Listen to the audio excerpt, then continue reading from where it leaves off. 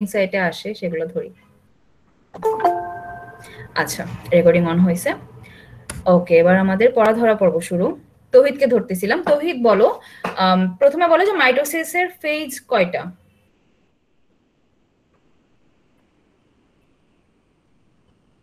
এর ফেজ হচ্ছে দুইটা। কি কি? একটা হচ্ছে এম ফেজ আর একটা হচ্ছে ইন্টারফেজ। এটা কি মাইটোসিসের ফেজ নাকি কোষ চক্রের ফেজ?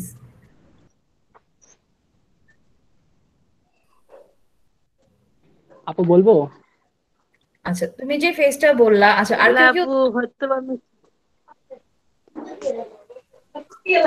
হ্যাঁ বলো সৌরভ।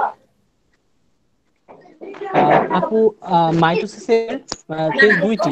তৌহিদ যে এক হলো জিনিসটা করছে এক সেটা হলো বলো। Karyokinesis,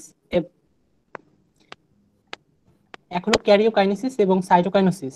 very good. আর তৌহিদ কি গুলাই ফেললো? মানে ও তো দুইটা ফেজের নাম বলছে, ওরা কাদের? ওরা কোষ চক্রের এম ফেজ এবং ইন্টারফেজ। ওকে, ভেরি গুড। আচ্ছা, আমার কাছে পড়া দেওয়ার নিয়ম যারা জানো না তাদের জন্য বলতেছি, তোমরা বই সামনে খোলা রেখেও পড়া দিতে পারো, আমার কোনো সমস্যা নেই। অ্যাটলিস্ট তোমাদের পড়াটা হবে, জানা হবে বইয়ের কোথায় কি আছে, আমি কোথা থেকে ধরতেছি। মানে এটাও একটা পড়া হবে, তোমরা যদি বই দেখে পড়া দাও সেটাও পড়া হবে। সো কোনো সমস্যা নেই, কনফিডেন্টলি সবাই বই দেখে পড়া দিতে পারো, যার ইচ্ছা না দেখে দিবা। আচ্ছা, এবারে তৌহিদ ভাইয়ের কাছে আবার একটু ফেরত আসি। তুমি প্রফেসর ক্যারেক্টার বলতে পারবা?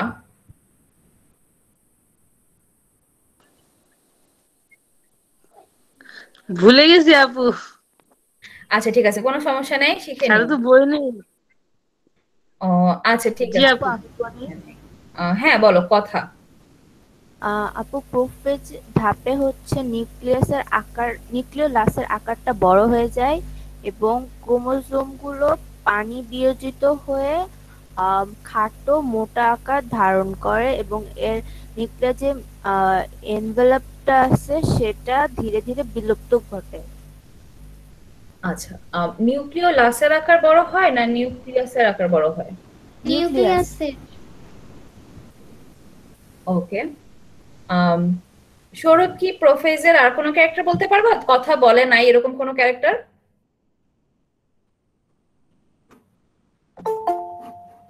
আপু স্পিন্ডল তন্তু আসতে শুরু করে, স্পিন্ডল। ওকে, ভেরি গুড। এবারে রুবাইয়া বলো, প্রো মেটাফেজের ক্যারেক্টার কয়েকটা, জাস্ট দুইটা ক্যারেক্টার, মেইন দুইটা ক্যারেক্টার। আপু দুই মেরুতে হচ্ছে স্পিন্ডল যন্ত্রের সৃষ্টি হয় আর হচ্ছে নিউক্লিওলাসের বিলুপ্তি ঘটে। ওকে, ভেরি গুড। এবারে আচ্ছা, অন্য কাউকে ধরি যাদেরকে সচরাচর ধরি না।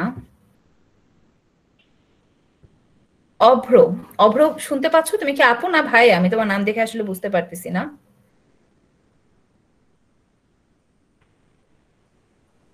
আচ্ছা, মনে হয় শুনতে পাচ্ছে না। অনিন্দিতা, তুমি কি শুনতে পাচ্ছ আপু? জি আপু। আচ্ছা, তুমি কি একটু মেটাফেজের মেইন একটা ক্যারেক্টার, তো তোমাকে যদি বলা হয় যে মেটাফেজকে জাস্ট একটা ক্যারেক্টারে তুমি ডিফাইন করো, তাহলে তুমি কোন ক্যারেক্টারটার কথা বলবা?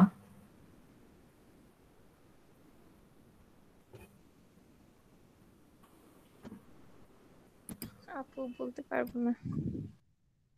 আচ্ছা, এটার উত্তর কি কেউ দিতে পারবা? যদি বলা হয় মেটাফেজকে একটা মাত্র ক্যারেক্টারে ডিফাইন করো যেন পারফেক্টলি ডিফাইন হয়, কোন আপু ক্যারেক্টারটা সব বলবা থেকে তোমরা? বেশি মোটা ও খাটো স্পষ্ট দেখা যায়। আপু সরি, বের হয়ে গেছিলাম, নেট প্রবলেম ছিল। আচ্ছা, সমস্যা নেই। এটা রুবাইয়া যেটা সবচেয়ে বলছে ক্ষণস্থায়ী। সেটা ঠিক আছে, স্বাধীনেরটাও ঠিক আছে, বাট একটা পার্টিকুলার ক্যারেক্টার যেটাকে আপু এই প্রাইম ক্যারেক্টার বলা হয়। হ্যাঁ বলো সৌরভ। আপু মেটাফেজের থেকে কি প্রো প্রো মেটাফেজ বেশি ক্ষণস্থায়ী না? হ্যাঁ, প্রোমেটাফেজটা বেশি ক্ষণস্থায়ী। আচ্ছা। তোমাদের রুবাইয়ের ক্যারেক্টারটাও ঠিক বিষুবীয় আছে। অঞ্চলে আসে। হ্যাঁ, আপু ভেরি কি গুড। বললেন? না না, রুবাইয়ের অ্যান্সারটাও ঠিক হয়েছে, বাট অনিন্দিতা যেটা বললো যে ওরা সবাই বিষুব অঞ্চলে অবস্থান করে, এটা এটা হচ্ছে কি মেইন, যদি একটা ক্যারেক্টার কখনো জানি কেউ বলবে না বাট ভাইভাতে জিজ্ঞেস করতে পারে, তখন এক লাইনে পুরোটা গুছাই বলবো যে এই ফেজে ক্রোমোজোম গুলো একদম বিষুবীয় অঞ্চলে অবস্থান করে আর হচ্ছে গিয়ে সর্বাধিক এদের শেপটা তখন বোঝা যায় সর্বাধিক খাটো হয়ে। এক লাইনে, এক লাইন মানে এটা জাস্ট একটা ট্রিকি কোশ্চেন।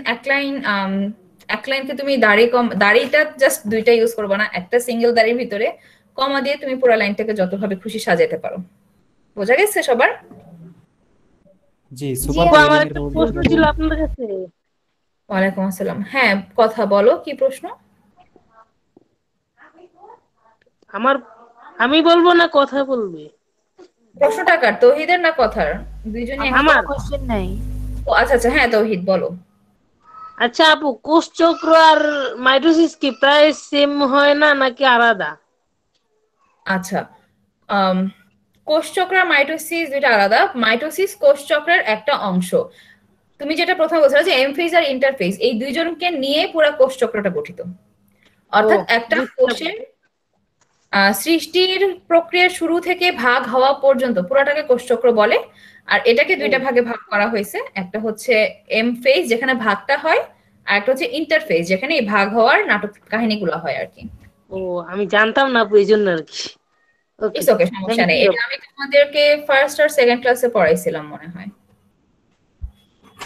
ওকে, আর একটু পড়া ধরি। অনেকগুলা ক্যারেক্টার ওয়ালা একটা নাম আমার চোখের সামনে আসতেছে, জুবায়ের হাসান জিহান। শুনতে পাচ্ছ ভাইয়া?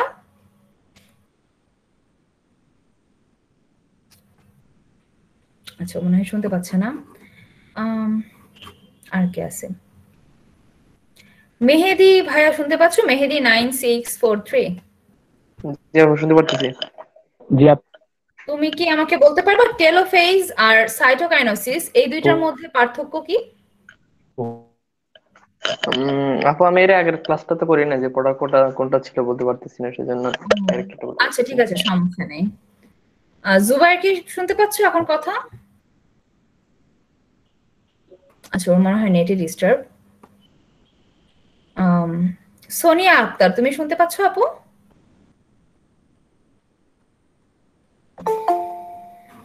আচ্ছা, শুনতে পাচ্তেছে না। শুভ দেবনাথ, শুভকে আমার কখনো পড়া ধরা হয় না, তুমি আজকে পড়া দাও। জি আপু। হ্যাঁ, তুমি বলো টেলোফেজ আর সাইটোকাইনেসিসের পার্থক্য কি? হ্যাঁ,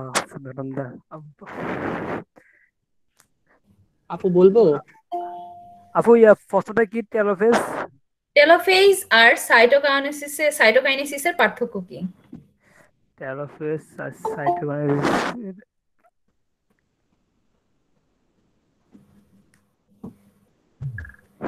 আচ্ছা, সৌরভের কাছে পরে আসতেছি, ঠিক আছে সমস্যা নেই। শুভ শিখে ফেলো পড়া।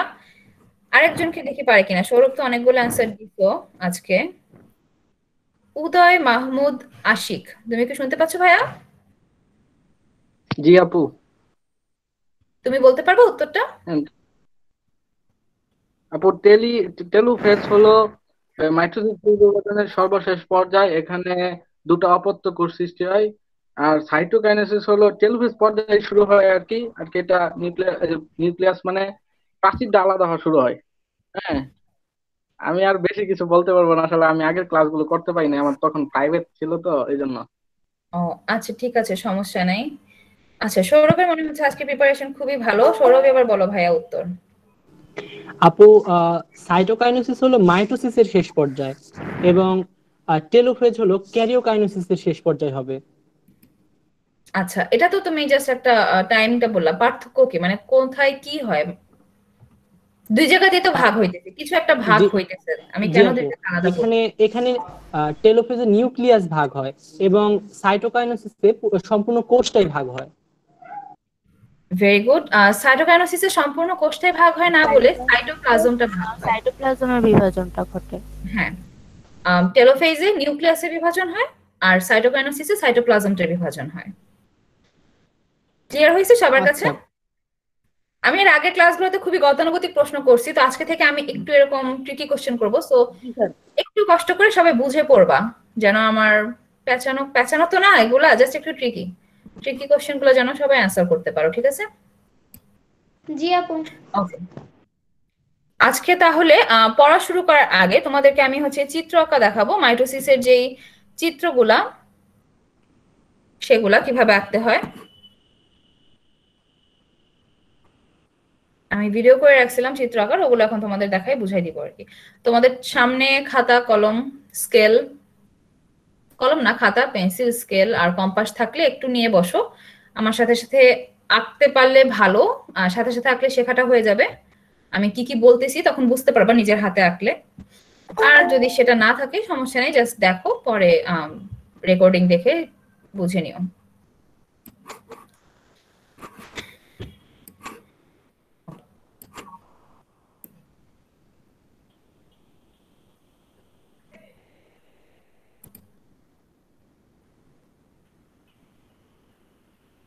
ওকে, যেহেতু এটা আমি এখন চিত্র আঁকবো, এখানে তো আর আমার তোমাদেরকে মেকানিজম বোঝানোর কিছু নেই, যে চিত্রটা কিভাবে আঁকবো সেটা বোঝাবো। প্রথমে আমি যেটা করব, একই মাপের পাঁচটা বক্স এঁকে ফেলবো। যেহেতু আমার মাইটোসিসের 5টা ধাপ, সো আমি একই মাপের 5টা বক্স এঁকে ফেলবো, যেন আমার মাপ এদিক সেদিক না হয়। এটা কিন্তু খুবই ইম্পর্টেন্ট, কারণ রিঅ্যাকশনটা হচ্ছে একটা সেলেই। আমি যদি প্রোফেজ এক সাইজে এঁকে অ্যানাফেজ মেটাফেজ এক সাইজে আঁকি, টেলোফেজ আরেক সাইজে আঁকি, তাহলে কিন্তু হবে না। আমার বিভাজনটা যেহেতু একটা সেলেই হচ্ছে, সো আমার সেলের মেজারমেন্টটা প্রত্যেকটা সমান হইতে হবে। এর জন্য সেটা যেন ভুল না হয়, আমি একবারে সবগুলো বক্স আগে এঁকে নিব।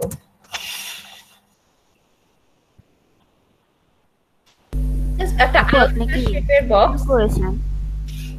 সরি, কি বললে ভাইয়া? আপু বললাম যে স্ক্রিন শেয়ার করছেন। ও, স্ক্রিন শেয়ার করিনি। ওহো, হ্যাঁ হ্যাঁ হ্যাঁ, বুঝতে পারছি। আল্লাহ, আজকে আমার মাথাটা সব গেছে।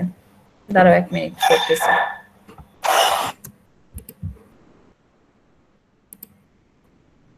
হয়ে গেল আমার স্ক্রিন শেয়ার, পাইছি। থ্যাংক ইউ মনে করে দেওয়ার জন্য।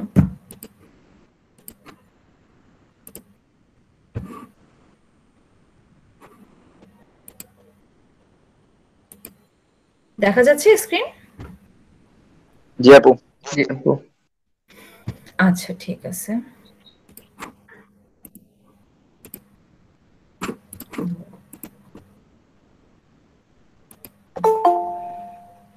ওকে, তো যেটা বললাম যে আমি প্রথমে হচ্ছে একই মাপের 4টা বক্স এঁকে ফেলবো, এবং বক্সগুলো আয়তাকার শেপে আঁকবো। আমি খুব সম্ভবত 3 ইঞ্চি বাই 1.5 ইঞ্চি নিচ্ছি, এরকম 3 ইঞ্চি বাই 2 ইঞ্চি, ভুলে গেছি কত নিয়েছিলাম, কয়েকদিন আগে করছিলাম ভিডিওটা। তো ওইরকমই, যেন একটু বড়, খুব বেশি বড় না খুব বেশি ছোটও না, আমার ভিতরে সবকিছু ক্লিয়ারলি দেখা যাবে, এরকম শেপে আমি সবগুলা বক্স আঁকবো।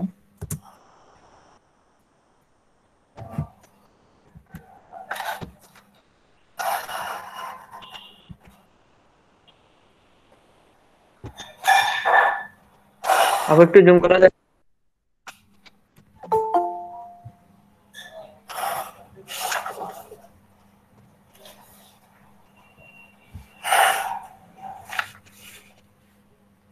আচ্ছা, ভিডিওটা কি খোলা হয়ে গেল নাকি?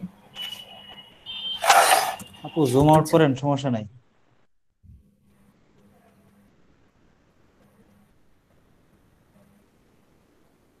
এখন দেখা যাচ্ছে? জি দেখা যাচ্ছে। আমি ভিডিও এখন পজ করে রাখছি, বাট দেখা যাচ্ছে কিনা সবার কাছে। ওকে, যেহেতু আমি একেবারে বাইরের লেয়ারটা মানে কোষ প্রাচীর দিতেছি, অর্থাৎ সাইটোপ্লাজম এবং কোষ প্রাচীর। সো প্রথম ভিতরের বক্সটা হচ্ছে আমার সাইটোপ্লাজমের মার্জিন, তারপরটা হচ্ছে আমার কোষ প্রাচীরের মার্জিন। সো আমি একটা ডাবল লেয়ার বক্স আঁকতেছি প্রথমে।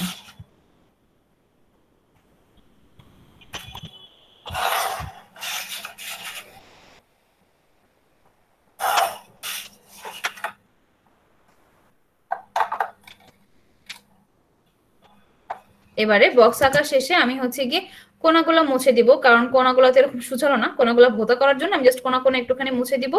আর কোষ প্রাচীরটা হচ্ছে বাইরের দিকে, যদি হাত পা বাইরে হয়ে থাকে সেটা আঁকবো।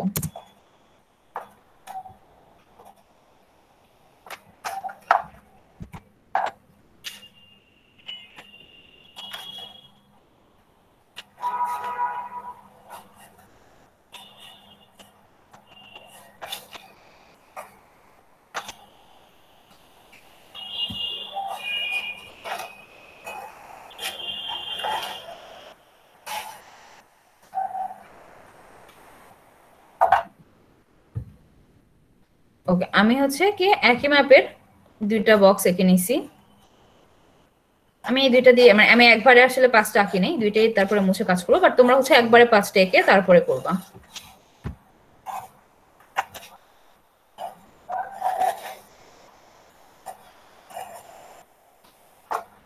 এই হচ্ছে আমার বাইরের আউটলাইনটা। এবারে সবার ভিতরে একই মাপের যাদের মধ্যে গোল্লা আছে, মানে ভিতরে নিউক্লিয়াস অর্থাৎ গোল্লাটা আছে হচ্ছে আমার প্রো মেটাফেজ পর্যন্ত। আচ্ছা, এখানে হচ্ছে আমি একটা কথা বলি, আমি ইন্টারফেসটা প্রথমে আঁকতে ভুলে গেছিলাম, আমি প্রোফেস থেকে শুরু করছি, এখানে ইন্টারফেসটা আমি পরে দেখাই দিছি কিভাবে আঁকবো। সো এখানে এক ক্যারেক্টারের মধ্যে তোমরা দেখছো যে নিউক্লিয়াসের আকার বড় হইতে থাকে, অর্থাৎ প্রোফেজে আমি যেই সাইজের গোল্লা নিব, প্রো মেটাফেজে তার থেকে আরেকটু বড় সাইজের গোল্লা করব, আর বাকিগুলোতে তো গোল্লা নাই, সো এটা নিয়ে টেনশন করার কিছু নাই। দুইটা গোল্লা মানে নিউক্লিয়াস আঁকলাম।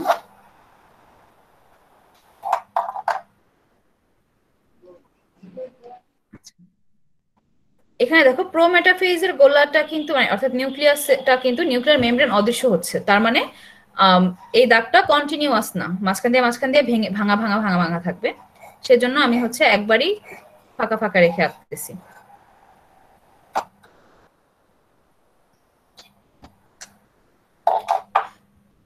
নিউক্লিয়ার মেমব্রেন আঁকার শেষে এবার হচ্ছে আমি নিউক্লিওলাস বসাবো।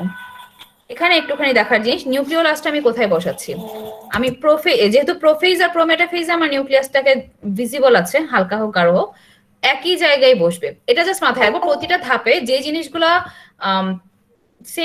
সেম পজিশনে রয়ে যাইতেছে সেই জিনিসগুলো সেম পজিশনে বসবে। মেটাফেজে নিউক্লিওলাস নাই, সো ওটা নিয়ে চিন্তা করে লাভ নেই। প্রোফেজ আর প্রোমেটাফেজে যেহেতু নিউক্লিওলাস আছে, যেহেতু একই কোষ একই জায়গায় তারা বসবে। আচ্ছা, এবার হচ্ছে ক্রোমোজোম, যেহেতু কি বলে এটাকে 4টা ক্রোমোজোম দিয়ে তোমাদের বইয়ে করা, সো ক্রোমোজোম গুলো আঁকতেছি। আপু এখানে তো ক্লিক দেখা যাচ্ছে না। হ্যাঁ, দেখা যাচ্ছে না তো এখানে ভিডিওটা দেখা যাচ্ছে না। আপু দেখা যাচ্ছে, কন্টিনিউ করেন। দেখা যাচ্ছে আপু, দেখা যাচ্ছে। আপু দেখা যাচ্ছে, অসুবিধা নেই। ওকে, সমস্যা নেই। ওকে, এবার দেখো ক্রোমোজোম গুলার প্রোফেজের ক্যারেক্টারই ছিল ক্রোমাটিড গুলা ক্রোমোজোমে পরিণত হয় এবং তাদের মধ্যে দুইটা স্ট্র্যান্ড অর্থাৎ তারা দুই ভাগ হয়ে যায়।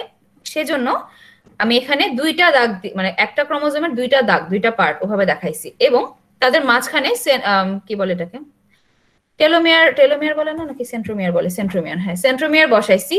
সেন্ট্রোমিয়ার বসানোর ব্যাপারে একটা কথা আছে এখানে, আচ্ছা আমি আগে দেখো তারপরে বলতেছি। এখানে দেখো আমি দুইটা ভাবে বসাইছি সেন্ট্রোমিয়ার। তোমাদেরকে আমি পড়ানোর সময় বলছিলাম যে বেশ কয়েকটা 4টা শেপ হয়, V shape, L shape, J shape, I shape. আমি এখানে ভি আর জেটাকে আনছি, অর্থাৎ একদম মাঝামাঝি দিছি, একটা দুইজনের একদম মাঝখানে সেন্ট্রোমিয়ারটা বসাইছি, আর দুইজনের মাঝখান থেকে আরেকটু উপরে বসাইছি। এই জিনিসটা আমাকে বাকি প্রত্যেকটা স্টেজে মনে রাখতে হবে। আমি প্রতিবার যখন ক্রোমোজোম আঁকবো এই জিনিসটা আমার মনে রাখতে হবে যে মাঝখানের দুইজনের মাঝখানে সেন্ট্রোমিয়ার, পাশের দুইজনের দুই পাশে সেন্ট্রোমিয়ার। এটা শুধুমাত্র সরি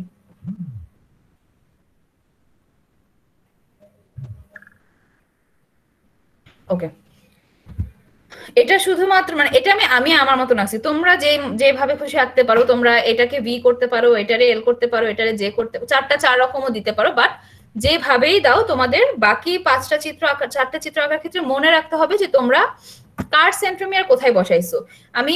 আমি আঁকার সময় এখন মাঝখানে ভি দিলাম, দুই পাশে এল দিলাম, কিন্তু আমি চাইলেই প্রোফেজে এলটাকে হচ্ছে গিয়ে মাঝখানে নিয়ে আসতে পারবো না বা বিটাকে সাইডে নিয়ে আসতে পারবো না।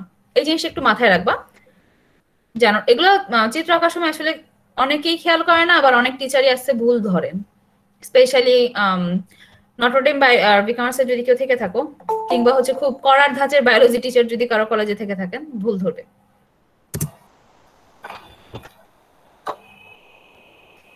ওকে, এবার প্রোমেটাফেজও আমি সেম জায়গায় নিউক্লিওলাস বসাচ্ছি, যেটা যেহেতু এখানে নিউক্লিওলাসটা হালকা হয়ে গেছে, so just dot dot dot দিয়ে দিছি।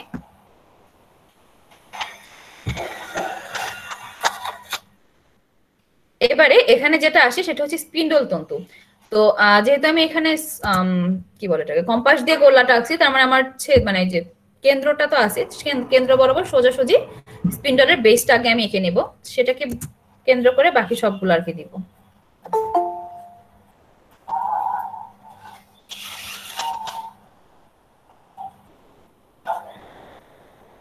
এবার দুই সাইডে জাস্ট চাঁদার শেপ করে বা আমব্রেলার শেপ করে জাস্ট আমরা একটার সাথে আরেকটাকে কানেক্ট করব। এখানে কথা হচ্ছে আমরা কয়টা দিব। বইয়ের মতন চিত্র আসলে এটা অনেক হয়, এখানে কয়টা তন্তু আসবে সেটার কোনো নির্দিষ্ট সংখ্যা নাই। প্রথমত যে কয়টা ক্রোমোজোম সে কয়টা তন্তু তো আসবেই, বাট আমরা আগে পড়ে আসছি যে সব স্পিন্ডল তন্তুর সাথে ক্রোমোজোম যুক্ত হয় না, সো আমার যুক্ত হয় না কিছু তন্তুও থাকবে। নাম্বারটা ফিক্সড না যে কয়টা তন্তু বাইর হবে, কিন্তু চিত্র আঁকার সুবিধার্থে যেটা আমরা এখানে করতেছি, যে কয়টা আমার ক্রোমোজোম তার ডাবল সংখ্যক তন্তু আসবে। অর্থাৎ আমার ক্রোমোজোম 4টা, এখানে 8টা হবে। 8টা হইতে গেলে আমার এই পাশে 3টা, ওই পাশে 7টা আসবে আর কি, একটা পর পর আমি বসাবো। অর্থাৎ একটাতে ক্রোমোজোম আছে আরেকটাতে নাই, আরেকটাতে ক্রোমোজোম আছে আরেকটাতে নাই। তো এইভাবে করতে গেলে আমার 7টার মতন তন্তু মনে হয় আঁকতে হয়। এই ক্যালকুলেশনটা আর কি করতে হবে, কারণ যেহেতু চিত্র আঁকতেছি আমরা রিপ্রেজেন্টেবল, অরিজিনালি কি হয় সেটা চিন্তা করে আঁকলে আসলে হবে না। রিপ্রেজেন্টেবল একটা স্ট্রাকচার আমরা এখানে আঁকতেছি।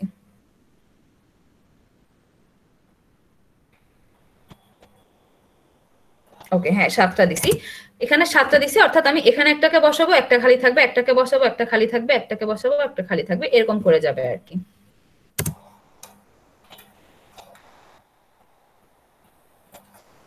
আচ্ছা, তোমাদের বই এগুলাকে ডট ডট করে দেওয়া হয় নাই, ব্লক করে দিছে, সো আমি ডট ডট গুলাকে আর কি মিলাই দিছি আর কি পরে।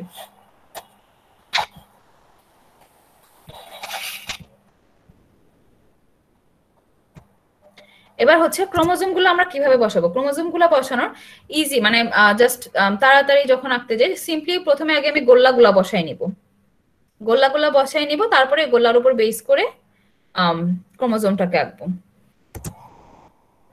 যেখানে আমি একটা মিস দিতে ভুলে গেছিলাম, পরপর রেখে ফেলছি। এখানে আমি একটু ভুল করছি, পরে হচ্ছে কি আমি আর ঠিক করতে মন চাই নাই। এইখানে বসবে এই গোল্লাটা, এটা খালি থাকবে, এটা ঠিক আছে, এটাও ঠিক আছে, এই গোল্লাটা এখানে বসবে। এটা কি বুঝতে পারছো সবাই? জি আপু বুঝতে পারছি। একটা রশ্মি গ্যাপ দিয়ে দিতে আর কি। তো আমি প্রথমে সেন্ট্রোমিয়ারটা বসাই, এবার বাকি তাদের যে হাত পা গুলো আছে সেগুলো আঁকবো। এক্ষেত্রে ওই যে বললাম আমাকে মাথায় রাখতে হবে দুই পাশে আমি এল শেপে রাখবো, আর মাঝখানে যেটাকে আমি ভি শেপে আঁকবো। প্রোফেজেও আমার ক্রোমোজোম যথেষ্ট চিকন, এখানেও পুরোপুরি মোটা না, সেজন্য হাত পা গুলোও চিকন চিকন।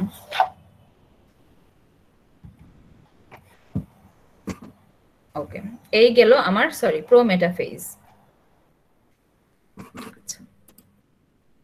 প্রোফেজ আর প্রোমেটাফেজটা সবার কাছে ক্লিয়ার হয়েছে কিভাবে আঁকতে হবে? আচ্ছা, অনেকের কাছে মনে হইতে পারে আপু এত কথা বলতেছে কেন, একভাবে একা ফেলে লিখতে হয়। আমরা যখন সায়েন্টিফিক কোনো চিত্র আঁকতে যাই, আর্টিস্টিকের থেকে বেশি নজর দেওয়া হয় জিনিসটা সায়েন্টিফিক্যালি রাইট হইলো কিনা। আর্টিস্টিক্যালি অনেক সুন্দর করে আমি আঁকতে পারি, কিন্তু এটা যদি সায়েন্টিফিক্যালি রং হয় তাহলে এই ফিগারটার আসলে কোনো ভ্যালু নাই। আবার সায়েন্টিফিক্যালি রং আর্টিস্টিক একটা ছবির চেয়ে সায়েন্টিফিক্যালি রাইট নর্মাল একটা ছবি মার্কস বেশি পাবে। এর জন্য হচ্ছে আমি একদম খুঁটিনাটিগুলো তোমাদেরকে বুঝাই দিতেছি যে কোন জিনিসগুলো আসলে খেয়াল রাখতে হবে, তা না হলে তোমাদের ছবিটা সায়েন্টিফিক্যালি রং হবে আর কি। আমি আগের ঘর দুইটা মুছেই আবার করতেছি, সো মানে তোমরা তো জাস্ট 5টা ডিফারেন্ট ঘর নিবা। এবারে মেটাফেজে আর ওই গোল্লা টোল্লা আকার নাই, জাস্ট স্কেল দিয়ে আমি সবগুলা তন্তু এঁকে ফেলবো।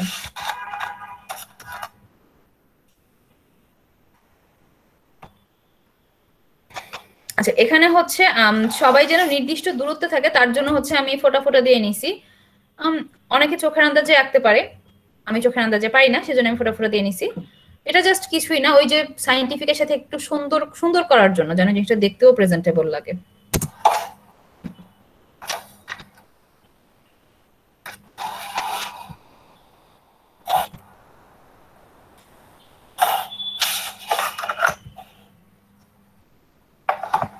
এই হচ্ছে আমাদের মেটাফেজের যে স্পিন্ডলের শেপটা সেটা আঁকা শেষ। এবারে আমরা ক্রোমোজোম বসাবো। এবার যেহেতু সবাই বিষুব অঞ্চলে অর্থাৎ ক্রোমোজোম গুলো সবাই বিষুব অঞ্চলে বরাবরই বসবে, এখানে ক্রোমোজোমের পজিশন ঠিক আছে, একজনের গায়ে বসছে আর একজন ফাঁকা আছে, আরেকজনের মধ্যে বসছে, ফাঁকা আছে, বসছে, ফাঁকা আছে, বসছে।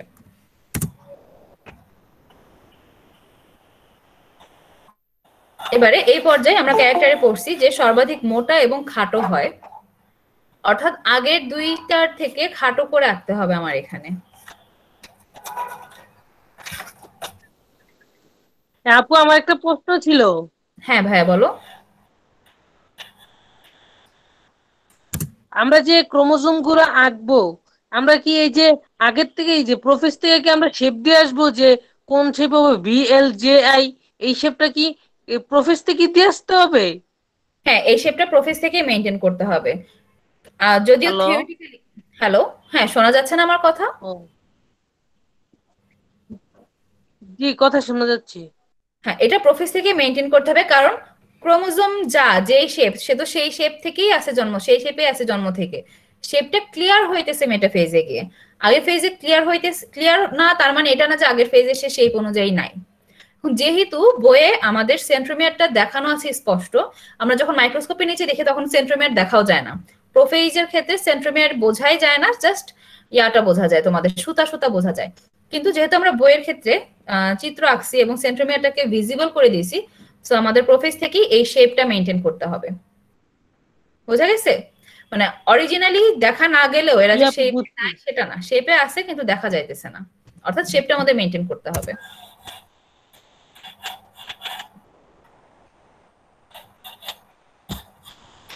এখানে দেখো জিনিসটা বোঝা যাচ্ছে, আমি এই দুই কোণার জনকে আমি শুরু থেকে যেভাবে মেনটেন করতেছি এল শেপে দিছি, অর্থাৎ উপরটা একটু ছোট নিচেরটা লম্বা, আর মাঝখানে দুজনকে দুই দিকে সমান সমান। এই সিকোয়েন্স রাখতে হবে এমন কোনো কথা নাই, তোমরা তোমাদের মতনই রাখবা, কিন্তু প্রোফেজে যে সিকোয়েন্সটা দিবা সেটাই বাকি সবগুলোতে মেনটেন করবা, সেটা তোমাদের ঠিক রাখতে হবে।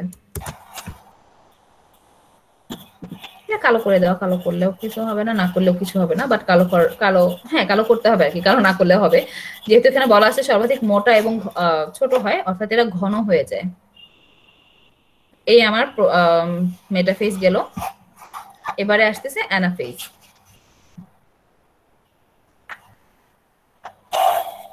অ্যানাফেজেও একদম প্রথম যে দাগটা আমার সেটা ঠিক আছে, সেটা ঠিক রেখে তারপর তার পাশে আমি শেপগুলো আঁকতেছি। যদি কারো, আমার বাসায় চাঁদা নাই, যদি চাঁদা থাকে এই শেপটা তোমরা চাইলে চাঁদা দিয়ে দিতে পারো।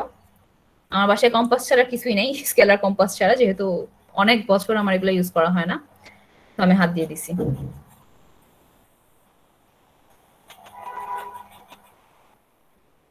এবারে এই স্টেজে গিয়ে সবচেয়ে বেশি ভুল যেটা হয়, আঁকতে আঁকতে একদম শুরু থেকে তোমরা ডাবল স্ট্র্যান্ড দিয়ে আঁকতেছি, এখানে এসে মনে থাকে না এখানে যে ডাবল স্ট্র্যান্ডটা থাকবে না, সিঙ্গেল স্ট্র্যান্ড হবে, তখন সবাই মনের আনন্দে 4 হাত পা দিয়ে ডাবল স্ট্র্যান্ড রেখে দেয়, যেটা সবচেয়ে কমন ভুলটা করে। অ্যানাফেজ আসলে, মেটাফেজ শেষ হলেই আমাদের মাথায় রাখতে হবে অ্যানাফেজে ডাবল স্ট্র্যান্ড আর হবে না, মানে দুইটা ভাগ আর হবে না, প্রত্যেকটা ক্রোমোজোম একটা সুতাই হবে, মাঝখানে সেন্ট্রোমিয়ার থাকবে, এবং তারা দুই পাশে, মানে দুই পাশে তো যাচ্ছে অ্যানাফেজে, একটা সুতা নিয়ে যাবে। মানে আঁকতে এটা এখন মনে হচ্ছে এটা তো ভুল করার কথা না, কিন্তু আঁকতে আঁকার খেয়ালে মাথায় থাকে না যে এখানে আমার একটা স্ট্র্যান্ড দিতে হবে।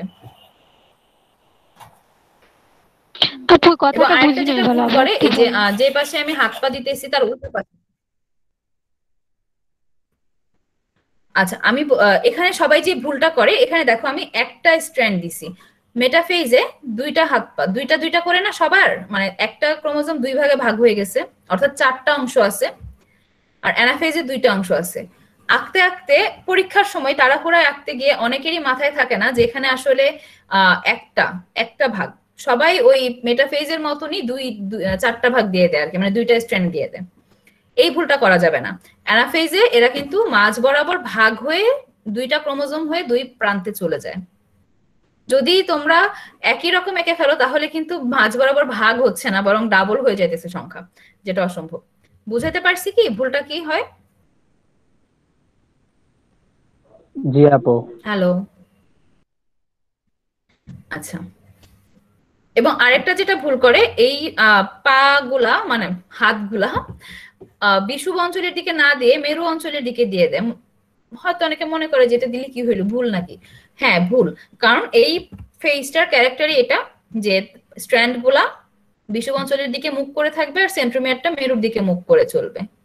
সো আমি চাইলেই এই হাত পা দুইজনকে উল্টা পাশে দিয়ে দিতে পারবো না। সো এরকম করে সবগুলো আমরা এঁকে ফেলতেছি।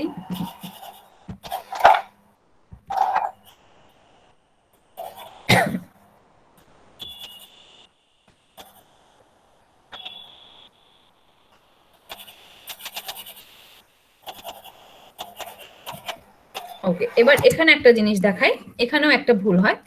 এখানে দেখো এই পাশের যেই ক্রোমোজোম দুইজন, এরা তো একই ক্রোমোজোমের দুইটা অংশ। এখানে দেখো আমি ছোট যেই মাথাটা সেটা দিছি বাম পাশে আর বড় মাথাটা দিছি ডান পাশে। উল্টা পাশের জন্য কিন্তু আমার সেম ভাবেই করতে হবে, যে পাশে ছোটটা সেই পাশে ছোটটাই থাকবে, যে পাশে বড়টা সেই পাশে বড়টা। আমি যদি ছোটটাকে এই পাশে বড়টাকে এই পাশে দিই, জিনিসটা সায়েন্টিফিক্যালি রং। এত খুঁটিনাটি আসলে মনে রাখা, মানে মন আলাদা করে মনে রাখা লাগে না, চিত্রটা আঁকলেই মাথায় ঢুকে যাবে। এখন মনে হতে পারে আপু এত কিছু বলতেছে, চিত্র আঁকতে এত কিছু লাগে নাকি? বাট যেহেতু আমরা শিখতেছি এখন, ইন্টার 9-10 না, কলেজ, আমরা আরেকটু ডিপলি শিখবো, যেন সায়েন্টিফিক্যালি রাইট, শুধু সায়েন্টিফিক্যালি রাইট করে আঁকা না, এটা সায়েন্টিফিক্যালি রাইট করে শেখাও হচ্ছে যে এরা আসলে কোন পজিশনে থাকে। বুঝাতে পারছি? জি আপু। জি আপু। আচ্ছা, এখানে আবার হ্যাঁ কিছু বললা? জি আপু, অপত্য ক্রোমোজোম গুলো বিষুব অঞ্চলের দিকে মুখ করে থাকে কেন? কোন একটা আকর্ষণ বল কাজ করে? ওই যে হাতটা যেগুলো বললেন, এটা ওদের কেমিক্যাল নেচার, মানে কেমিক্যাল নেচারের কারণেই এরা ওই দিকে থাকে, এরা এই দিকে থাকে। কেমিক্যাল নেচারটা কি, সেটা যখন কেমিক্যাল কম্পোজিশন তোমরা হায়ার স্টাডিজে গিয়ে পড়বা তখন জানতে পারবা যে এক্সাক্ট কেমিক্যাল নেচারটা কি। এখানে কে থাকে যে একে আকর্ষণ করতেছে, আর এখানে কে থাকে যে ওকে বিকর্ষণ করতেছে। এই এক্সপ্লেনেশনটা তোমাদের এই ক্লাসে নাই। পুরোটাই হচ্ছে কেমিক্যাল অ্যাট্রাকশন, কেমিক্যাল রিঅ্যাকশন আর কি। আচ্ছা, এখানে হচ্ছে গিয়ে অনেকেই চালাকি করতে পারো, তাহলে আমি সবগুলাই একই সাইজের দিয়ে দিব, সেটা কষ্ট করে কইরো না। মিনিমাম দুইটা শেপ আনতে আনা উচিত আর কি। যাই হোক আপু, আমি একটু কথা বলতে চাই। আমি আপনার ক্ষমা চেয়ে নিচ্ছি যে হ্যাঁ হ্যাঁ বলো। আমার মোবাইলের চার্জ খুবই কম আর নেটও একটু প্রবলেম দিচ্ছে, তো আমি কি লিভ নিতে পারি? চার্জ শেষ। আচ্ছা, তুমি পরে রেকর্ডেডটা দেখে নিও, ক্লাসে বলার দরকার জি ছিল না, সমস্যা নেই। জি ওকে। সো আমার অ্যানাফেজ আঁকা শেষ, এবার হচ্ছে আমাদের টেলোফেজ। যেহেতু টেলোফেজ পর্যায়ে কোষ প্লেট আসা শুরু হয়, সো আমি হচ্ছে গিয়ে কোষ প্লেট এঁকে নিলাম মাঝ বরাবর।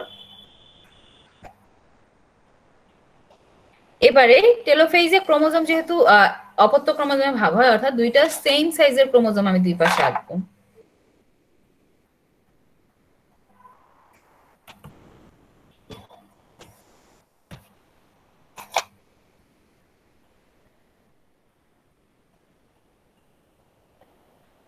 তারপরে হচ্ছে সেন্ট্রোমিয়ার গুলো কিন্তু টেলোফেজে অদৃশ্য হতে থাকে, অর্থাৎ এদের কিছু অংশ দেখা যাবে, তো সেই কিছু অংশ এখানে আঁকা হইলো।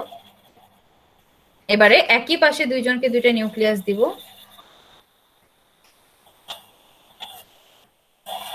ওকে, এবারে ক্রোমোজোম আঁকার সময় ইন্টারফেজে নাকি কোথায়, না সরি, তোমাদেরকে যখন আমি কোষ আঁকা শিখাইছিলাম তখন হচ্ছে গিয়ে বলছিলাম যে ক্রোমোজোম গুলার একটা মাথা নিউক্লিয়াসের সাথে যুক্ত থাকবে, নিউক্লিওলাসের সাথে যুক্ত থাকবে, আর আরেকটা মাথা খোলা থাকবে।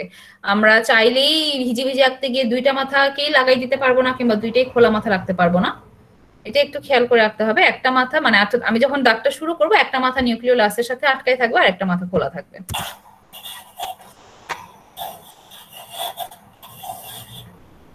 যেহেতু আমি চারটা আঁকছি, সো চারটার বেশি ক্রোমোজোম এখানে ভিজি ভিজি মনে হইলেও চারটাই আছে, তো এরকম করে চারটাই আঁকতে হবে আর কি তোমাদের।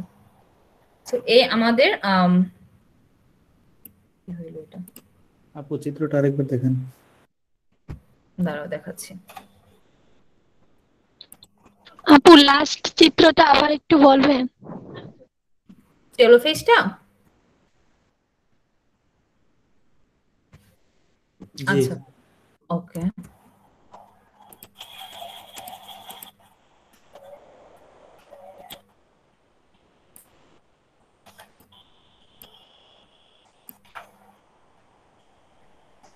আচ্ছা, টেলোফেজের শুরুতেই যেহেতু এখানে কোষ প্লেট আসা শুরু হইতেছে, সো কোষটাকে আমি সমান 2 ভাগে ভাগ করে নিলাম। কোষ প্লেট আসা শুরু হইতেছে, আমি একটা স্ট্রেট লাইন দিতে পারবো না, এরকম ডট ডট ডটই দিতে হবে, অর্থাৎ এরা আসতেছে মাত্র। এবং দুই পাশে 2টা নিউক্লিয়াস দিব, যেহেতু মাইটোসিসের ক্যারেক্টার এটা যে সমান ভাগে হয় সবকিছু, 2টা সেম সাইজের নিউক্লিয়াস দিব। সো দুই পাশে 2টা সেম সাইজের নিউক্লিয়াস আঁকলাম।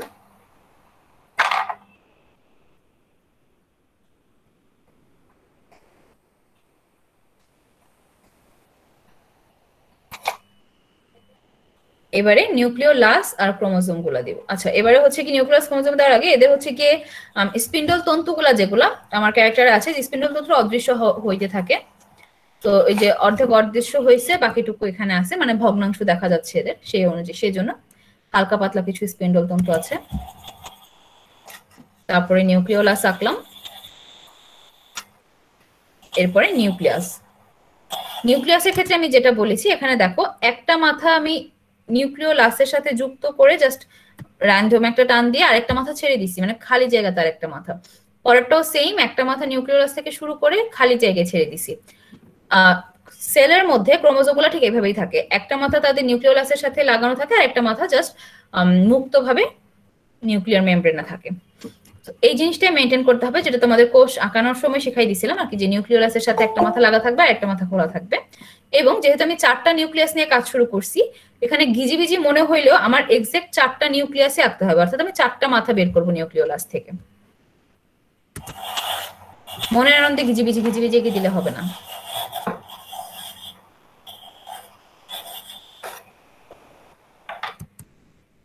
এই হইলো আমার অ্যানাফেজ আর টেলোফেজ। এই দুইটা ফেজ আঁকা কি বোঝা গেছে সবার কাছে? জি আপু। জি আপু, বুঝতে পারছি। জি আপু, বুঝতে পেরেছি। আপু ক্রোমোসোম আঁকানো গুলো আমি বুঝলাম না। ক্রোমোজোম আঁকানো গুলা কোনটা বুঝো নাই ভাইয়া? মানে কোন কোন স্টেজেরটা? ওই একটা খালি থাকে যে, ওটা বুঝলাম না। আচ্ছা আচ্ছা, একটা মাথা খালি। হ্যাঁ হ্যাঁ হ্যাঁ, দেখাচ্ছি, আমি আবার দেখাই বুঝাইতেছি। কোনটা দিলাম আমি? এটা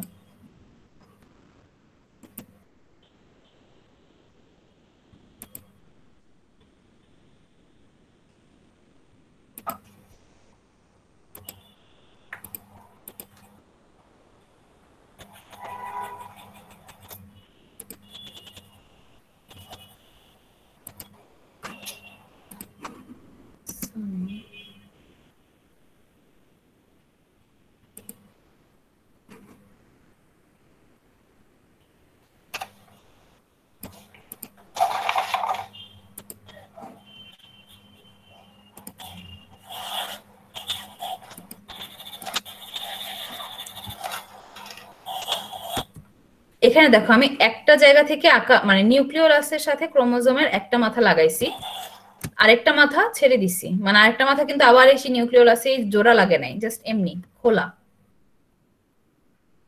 দেখা যাচ্ছে? জি আপু। জি আপু। জি আপু।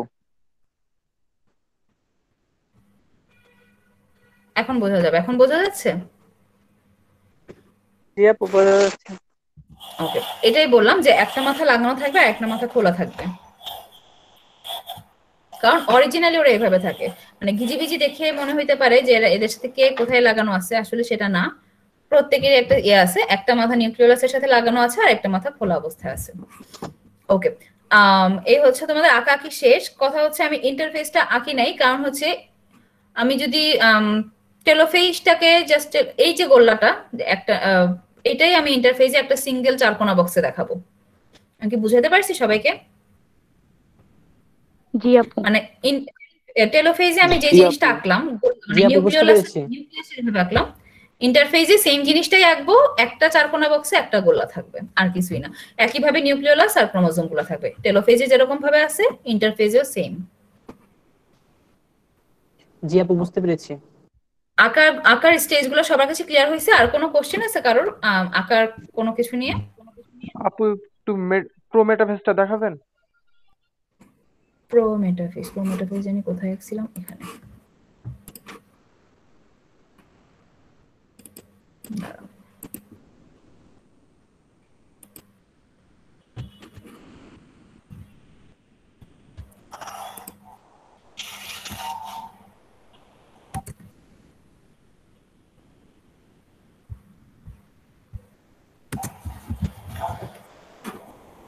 প্রোমেটাফেজে বলছিলাম আমার নিউক্লিয়ার মেমব্রেনটা হচ্ছে আচ্ছা তবে থেকে শুরু করি।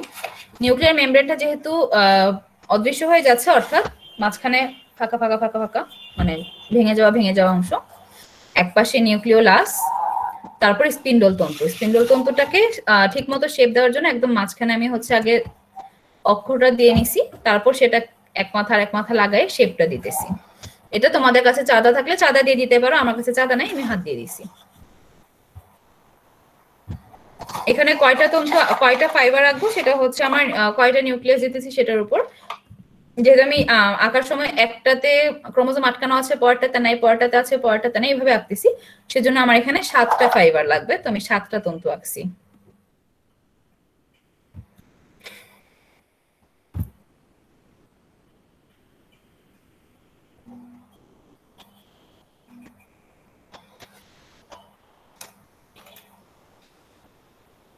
আচ্ছা, এখানে হচ্ছে আমি প্রথমে ডট ডট দিয়ে আঁকছিলাম, কিন্তু পরে দেখলাম যে তোমাদের বইয়ে হচ্ছে কন্টিনিউয়াস লাইন দেওয়া, তো তার জন্য হচ্ছে আমি পরে কন্টিনিউয়াস করে দিছি আর কি, মানে জোড়া লাগাই দিছি সবাইকে।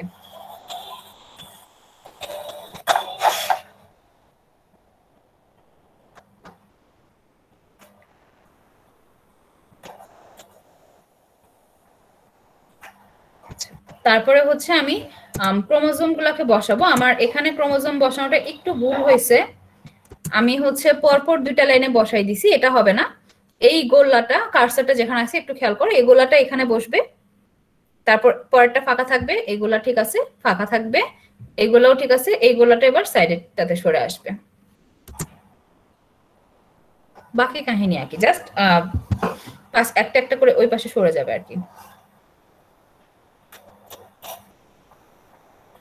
এইটাতেও আমার ক্রোমোজোম গুলো সরু আর চিকন, মেটাফেজের মতন মোটা না, সেজন্য এখানেও আমি ওই চিকন চিকনই স্ট্র্যান্ড দিছি।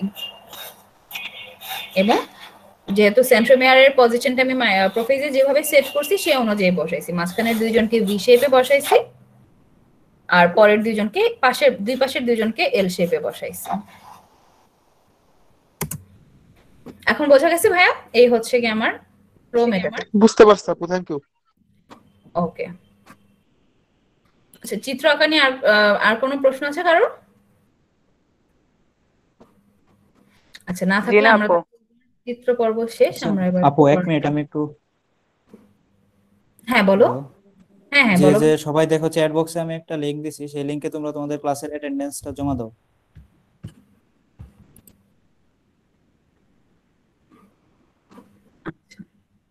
চ্যাট বক্সে একটা লিংক দিছি, সেই লিংকে তোমরা ক্লাসের অ্যাটেন্ডেন্স দাও, সেই লিংকে ক্লিক করো, তোমাদেরকে একটা ফর্ম দিবে, সেই ফর্মটা পূরণ করো, তাই হবে।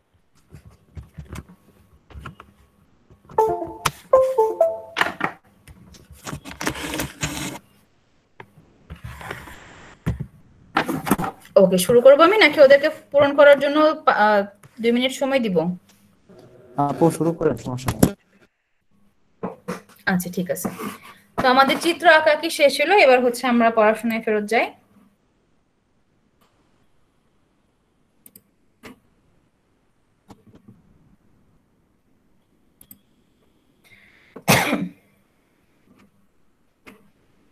আচ্ছা লাস্ট ক্লাসে তোমাদের হোমওয়ার্ক ছিল এগুলো না পরে, সরি। Meiosis, mitosis. ওকে, এতটুকু পর্যন্ত লাস্ট ক্লাসে পড়ানো হয়েছিল মাইটোসিসের গুরুত্ব। আজকে তোমাদের শুরু হবে অনিয়ন্ত্রিত মাইটোসিসটা। ওকে, মাইটোসিস অলরেডি পড়া ধরার মধ্যে আমরা সবাই জেনে গেছি, ক্যারেক্টারগুলো একটা রিমাইন্ড হয়ে গেছে। সো গুরুত্বটাতে আমরা একটু ফেরত যাই। গুরুত্বটার মধ্যে 1 থেকে 10 পর্যন্ত এরা হচ্ছে মাইটোসিসের পজিটিভ সাইড, অর্থাৎ মাইটোসিসের ফলে কি হয়, না হইলে কি হইতো, এরকম মানে, অর্থাৎ মাইটোসিসের ফলে কি হয়, মানে কি হয় উত্তর হচ্ছে 1 থেকে 10। আর অনিয়ন্ত্রিত মাইটোসিস 11 নাম্বার, যে নেগেটিভ সাইডটা, এখানে যদি একটু গড়বড় হয় তখন কি হয়। তো অনিয়ন্ত্রিত মাইটোসিসটা যদি এবার আমরা পড়ি সিম্পলি, অনিয়ন্ত্রিত অর্থাৎ নিয়ন্ত্রিত না, 1 থেকে 10 পর্যন্ত আমরা যে কাজগুলো দেখে আসছি সেগুলো হচ্ছে যখন নিয়ন্ত্রিতভাবে মাইটোসিস বিভাজনটা হতে থাকে। যখন অনিয়ন্ত্রিত মাইটোসিস হয় তার অর্থটা হচ্ছে কোষ বিভাজন হচ্ছে, কিন্তু এটা আসলে কখন থামবে সেটার উপরে কোনো কন্ট্রোল নাই। সাপোজ একটা জায়গাতে কোষ বিভাজন শুরু হয়েছে প্রোটিন সিগন্যালের মাধ্যমে, প্রোটিন এসে বলছে ভাই তুমি এখন কোষ বিভাজিত হওয়া শুরু করো। এ তো বললো, শুরু তো করে দিয়ে গেল, কিন্তু এই শুরুটা থামবে কখন, মানে আমার কখন বিভাজনটা আমি থামাবো, এটারও একটা সিগন্যাল থাকে। সামহাও যদি এই সিগন্যালটা নষ্ট হয়ে যায় তখন এরা আর থামার সিগন্যালটা পায় না, চলতেই থাকে চলতেই থাকে চলতেই থাকে। এখন এই চলতেই থাকে চলতেই থাকে চলতেই থাকেতে দুইটা স্টেজ হতে পারে। একটা চলতেই থাকেতে হতে পারে যে অনেকক্ষণ পরে হচ্ছে গিয়ে সিগন্যালের ঘুম ভাঙতে পারে, আল্লাহ আমি তো আর থামার নির্দেশ দিইনি, তো গিয়ে সে থামার নির্দেশটা দিয়ে আসে। আবার হচ্ছে গিয়ে অনেক সময় হইতে পারে যে ওই ঘুম আর ভাঙে না, তো থামার কোনো নির্দেশও আসে না, তখন ওই চলতেই থাকে, মানে ওটার হচ্ছে গিয়ে আর কোনো শেষ নাই। এখন যেহেতু আমি দুইটা বললাম যে একটা সময় অনিয়ন্ত্রিত হইতে হইতে থেমে যায়, অর্থাৎ যে সিগন্যালটা দেওয়ার কথা সে ঘুম থেকে উঠে আসে যে আমি থামায় আসি এখন, তখন অলরেডি তো অনেকগুলা কোষ হয়ে গেছে আমার, এরা যাবে কোথায়? এরা তখন আমাদের শরীর থেকে টিউমার আকারে বের হয়। সেটা আমাদের স্কিনের উপর দিয়ে বের হইতে পারে, এরকম টিউমারও হইতে পারে, আবার শরীরের ভিতরে হইতে পারে। লাইক অনেক সময় আমরা শুনি যে ব্রেইন টিউমার হয়েছে, অবভিয়াসলি ব্রেইন টিউমার মানে মাথা ফুলে আলু হয়ে গেছে সেটা না, ব্রেইনের ভিতরে টিউমারটা হয়েছে, অর্থাৎ ব্রেইনের ভিতরে কোনো একটা জায়গায় এরকম অনিয়ন্ত্রিত মাইটোসিস শুরু হয়েছে, যেটা হচ্ছে গিয়ে অনেকখানি হয়ে যাওয়ার পরে তারপরে এটা থামছে। এই অনেকখানি হয়ে যাওয়ার ফলে যে অনেকখানি কোষ তৈরি হয়ে গেল, এই অনেকখানি কোষ আর কোথাও যাওয়ার জায়গা না পেয়ে টিউমার হয়ে বসে আছে। আরেকটা হচ্ছে যেটা এই যে থামার কোনো সিগন্যাল পায় না, সে তখন ক্যান্সার হয়। আমি যদি ব্রেনের কথাই ধরি, এই যে সেই সিগন্যাল পেয়ে থামলো, থামার পরে যতটুকু হয়েছে ততটুকু পর্যন্ত সে টিউমার হয়ে বসে আছে। কিন্তু যদি সে না থামে, অর্থাৎ হইতেই আছে, ওই জায়গায় হয়ে পাশের জায়গায় হয়, তারপর আবার পাশের জায়গায় হয়, এরকম করে হইতেই থাকে, তখন যেই সিচুয়েশনটার অ্যারাইজ হয়, উদ্ভূত হয়, সেটাকে আমরা তখন বলি ক্যান্সার। অর্থাৎ অনিয়ন্ত্রিত মাইটোসিসের দুইটা স্টেজ দেখা যায়, একটা হচ্ছে টিউমার আর একটা হচ্ছে ক্যান্সার। আমাকে একজন প্রশ্ন করছিল গলগণ্ড রোগ তাহলে কি জিনিস? গলগণ্ড রোগটা হচ্ছে টিউমার, আয়োডিনের অভাবে ওই জায়গার সেলের ফাংশনটা নষ্ট হয়ে যায়, অনিয়ন্ত্রিত মাইটোসিস হয়, টিউমার হয়, গলা ফুলে যায়। অনেক ধরনের টিউমার হইতে পারে, অনেক কারণে এগুলা হইতে পারে। ক্যান্সার এবং টিউমার সব সময় একই কারণে হবে সেটা না। গলগণ্ডটা যেরকম একটা পুষ্টি উপাদানের অভাব হয়েছে, এটা হইতে পারে। কখনো হইতে পারে যে কোনো একটা জায়গাতে কেমিক্যাল রিয়াকশন একটু গড়বড় হয়ে গেছে, সেটা হইতে পারে। কোথাও হইতে পারে যে আমার বডি কোনো রেডিয়েশন এরিয়াতে এক্সপোজ হয়েছে, সেটা হইতে পারে। অনেক কারণে হইতে পারে, এগুলোর একটা কোনো ফিক্সড কারণ নাই। এখন কথা হচ্ছে কে কেন হয়, মানে এত ডিটেলসে তোমাদের বইয়ে লেখা নাই যে এক্স্যাক্টলি ক্যান্সার কেন হয়, সিম্পলি কয়েকটা পয়েন্ট দেওয়া আছে, যার মধ্যে একটা হচ্ছে ক্যান্সার কোষগুলোতে সিডিকে নিয়ন্ত্রণ বিনষ্ট হয়ে যায়। সিডিকেটা আমরা একদম শুরুর দিকে পড়ে আসছিলাম ইন্টারফেজের সময়, একদম G1 দশাতে এরা এই ওই ফেজটাকে নিয়ন্ত্রণ করে, যে কতখানি মাল মশলা তৈরি হবে, কতখানি সেল ডিভিশন হবে, এই জিনিসটাকে কন্ট্রোল করে সিডিকে। তো এই সিডিকে এর কন্ট্রোলটা নষ্ট হয়ে যায় ক্যান্সারের সময়। তখন হচ্ছে তারপরে আরেকটা ফসফরাস থাকে P53, হ্যাঁ P53, সেটা ডিফেক্টিভ হয়। নর্মালি যে যা থাকে তার থেকে বেশি বা কম থাকে, অথবা ডিফেক্টিভ হয়, অর্থাৎ যেটুকু থাকে সেটুকু ত্রুটিপূর্ণ থাকে। আচ্ছা, এখানে তোমাদের বই লেখা আছে যে মানুষের প্রায় অর্ধেক সংখ্যক কোষেই ডিফেক্টিভ P53 আছে, অর্থাৎ আমাদের কোষে P53টা আছে কিন্তু এটা ইনঅ্যাক্টিভ হয়ে আছে। যখন ক্যান্সার হয়, সিডিকে নিয়ন্ত্রণ হারায় ফেলে, তখন এই ডিফেক্টিভ গুলাই অ্যাক্টিভ হয়ে যায়। তারপর আরেকটা আছে বিভিন্ন ধরনের, আচ্ছা আমি এখানে স্পেলিং ভুল লেখছি, সরি। বিভিন্ন ধরনের গ্রোথ ফ্যাক্টর আছে, তারা হচ্ছে গিয়ে বিভিন্ন ধরনের গ্রোথ ফ্যাক্টর আছে, তারা হচ্ছে গিয়ে ওলট পালট পাগলামি আচরণ করতে থাকে। কে কখন বের হবে, কে কখন নিঃসরণ হবে, তার কোনো ঠিক ঠিকানা থাকে না। এবার এখানে একটা জিনিস বলি, সবকিছুই হচ্ছে একদম শুরুতে যেটা আমরা বলেছি, সিডিকে নিয়ন্ত্রণ বিনষ্ট হওয়া। এই যে বিনষ্ট হইলো, অর্থাৎ কোনো নিয়ন্ত্রণ নাই, কখন কে আসবে, কখন কে যাবে, কখন কে অ্যাক্টিভ হবে, কখন কে ইনঅ্যাক্টিভ হবে, কখন কে কতটুকু আসবে, সবকিছুই নষ্ট হয়ে যাচ্ছে। এখানে যে সিম্পলি 2-3টার কথা লেখছি, যে P53 যেটা থাকে সেটার ডিফেক্টিভটা হচ্ছে কি এক্সপোজ হয়, আগে ইনঅ্যাক্টিভ ছিল এখন অ্যাক্টিভ হয়। কাইনেস, সাইক্লিন, গ্রোথ ফ্যাক্টর, যেগুলো হচ্ছে আমার সেলের গ্রোথটাকে কন্ট্রোল করে, তারা হচ্ছে ইমব্যালেন্স হয়ে যায়, আন্দাজে গ্রোথ দিতে থাকে। আর একটা হচ্ছে এর ফলে মিউটাজিন তৈরি হয়, যেটা হচ্ছে কার্সিনো। আচ্ছা আমি এখানেও বানান ভুলেছি, কি রে ভাই আমার আর গুলা সব হয়ে গেছে কেন, পাশাপাশি বাটন। ওকে, এই সব কিছুর ফলে মিউটাজিন নামক এক ধরনের জিনের উদ্ভব হয়।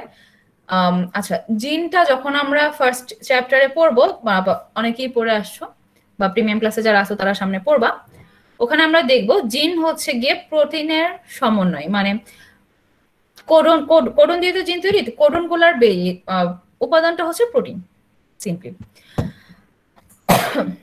Protein phospholipid. সেরকমই মিউটাজিন মানে ওই উল্টাপাল্টা কোডন দিয়ে তৈরি হওয়া এক ধরনের জিন, যেটা হচ্ছে কার্সিনোজেনিক অর্থাৎ ক্যান্সার সৃষ্টিতে সহায়ক। ইনি তৈরি হয়ে তারপরে মন মতো বসে ক্যান্সার তৈরি করে। এই হচ্ছে মোটামুটি ভাবে তোমাদের বই যতটুকু লেখা আছে ক্যান্সারের কাহিনী। আর টিউমার নিয়ে সেরকম ডিটেলসে কোনো কিছু লেখা নাই, এখানে জাস্ট লেখা আছে টিউমার যে জায়গাটাতে হইতেছে, আমরা হচ্ছে গিয়ে অনকোজেনেসিস নামক একটা প্রসেসের ফলে অনকোজিন তৈরি হইতেছে, যার ফলে টিউমারটা হইতেছে, আর এই টিউমার ছড়ে পড়াটাকে মেটাস্টাসিস বলা হইতেছে। টিউমার নিয়ে সেরকম কোনো ইনফরমেশন নেই, এতটুকুই আছে, আর ক্যান্সার নিয়ে এতটুকু আছে। সো এটা খুবই পরীক্ষার জন্য খুবই পপুলার একটা টপিক, অনিয়ন্ত্রিত মাইটোসিসের ক্যান্সারটা স্পেশালি উদ্দীপকে ক্যান্সার রিলেটেড কোনো কিছু একটা দিয়া কোশ্চেন দিয়া দেয়। এটা ইম্পর্টেন্ট একটা টপিক ছোট কোশ্চেনের জন্য। আপু হ্যাঁ বলো। অনকোজেনেসিস এটা কি ধরনের অঙ্গাণু? অনকোজেনেসিস হচ্ছে অনকোজিন তৈরির প্রসেস, প্রসেসটাকে আমরা অনকোজেনেসিস বলতেছি। এই অনকোজেনেসিস প্রসেসের মাধ্যমে যেই বস্তুটা তৈরি হইতেছে বা যেই পদার্থটা তৈরি হইতেছে সেটাকে আমরা বলতেছি অনকোজিন, যেখানে এমন কিছু কোডন আছে যারা টিউমার তৈরি করতে সহায়ক।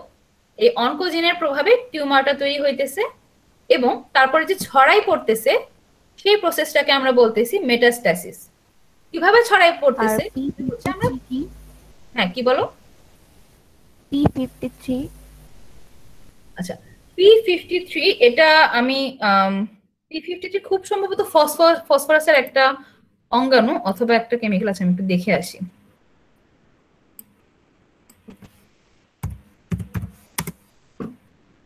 কি লিখছি উল্টা পাল্টা।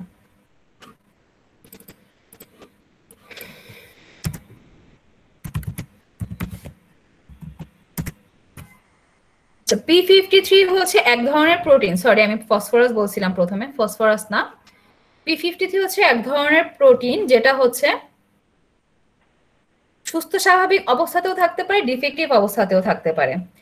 ডিফেক্টিভ অবস্থাতে যারা থাকে, ডিফেক্টিভ অবস্থাতে আছে কিন্তু তারা ইনঅ্যাক্টিভ অবস্থায় থাকে, যখন এই সিডিকে নিয়ন্ত্রণটা বিনষ্ট হয়ে যায় তখন তারা অ্যাক্টিভ হয়ে যায়, মানে এই ডিফেক্টিভ প্রোটিনের কাজকর্ম শুরু হয়। বোঝাতে পারছি? ডিফেক্টিভ মানে একটা নরমাল প্রোটিনের কাজ অবভিয়াসলি ডিফেক্টিভ প্রোটিন থেকে ভিন্ন হবে, নরমালটা নরমাল কাজ হবে, ডিফেক্টিভটা উল্টাপাল্টা কাজ করবে, যার কারণে গ্রোথ ফ্যাক্টরগুলো তখন ইমব্যালেন্স বিহেভ করে। ঠিক আছে আপু? জি আপু। আচ্ছা এতটুকু হচ্ছে তোমাদের বইয়ের অনিয়ন্ত্রিত মাইটোসিস নিয়ে কাহিনী। এখানে কি কারোর কোনো প্রশ্ন আছে?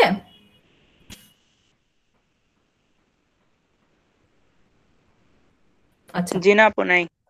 না আপু। এবারে নেক্সট যে টপিকটা তোমাদের বইয়ে আসতেছি সেটা হচ্ছে সেল ডেথ বা কোষের মৃত্যু। এখন মনে হতে পারে এটা কি জিনিস ভাই, সেল ডেথ হলে আমি কেমনে বাচ্চা আছি? সেল ডেথ হচ্ছে একটা নর্মাল প্রসেস, মেটাবলিক প্রসেস। এই প্রসেসে অ্যাবনর্মালও কিছু হয়ে থাকে, সেটা আলাদা জিনিস। নর্মাল একটা প্রসেস, যে প্রসেসে আমাদের বডির বিভিন্ন সেল নির্দিষ্ট সময় পর পর নষ্ট হয়ে যায়, তারপর আবার নতুন সেল জন্ম নেয়। তো একটা তো হচ্ছে নর্মাল, যেটা হচ্ছে ব্লাড সেল। আমরা সবাই জানি যে 120 দিন 3 মাস পর পর রক্ত দিতে পারে। কেন 3 মাস পর পর রক্ত দিতে পারে? 3 মাস পর পর বা 120 দিন পর পর, যদিও 120 দিন 4 মাস ধরা হয়, কিন্তু 4 মাস অপেক্ষা করা লাগে না। 3 মাস পর পর ব্লাড সেল গুলা হচ্ছে আবার রিনিউ হয়, অর্থাৎ আগে এখন আমার শরীরে যা রক্ত আছে 120 দিন অর্থাৎ 4 মাস পর সেগুলো থাকবে না। এখন 4 মাস পর তো সেগুলো থাকবে না, অর্থাৎ 4 মাসের আগে চাইলে আমি জিনিসগুলো বের করে দিতে পারি রক্তদানের মাধ্যমে। তো তারপরে যখন আবার নতুন সেল তৈরি হবে তখন আর ভাঙতে হবে না কারণ, জাস্ট নর্মালি তৈরি হবে। আমি বেশি জটিল করে ফেলেছি, যাই হোক। আমি কি বুঝাইতে পারছি নাকি বেশি জটিল করে ফেলাইছি সেল ব্লাড সেলের উদাহরণ দিতে গিয়া? না আপু বুঝতে পেরেছি। না আপু ঠিক আছে। আচ্ছা মানে এটা হচ্ছে জাস্ট একটা এক্সাম্পল সেল ডেথ। আমার 4 মাস পর পর ব্লাড সেলগুলা মারা যাইতেছে বা ধ্বংস হয়ে যাইতেছে, আবার তৈরি হইতেছে।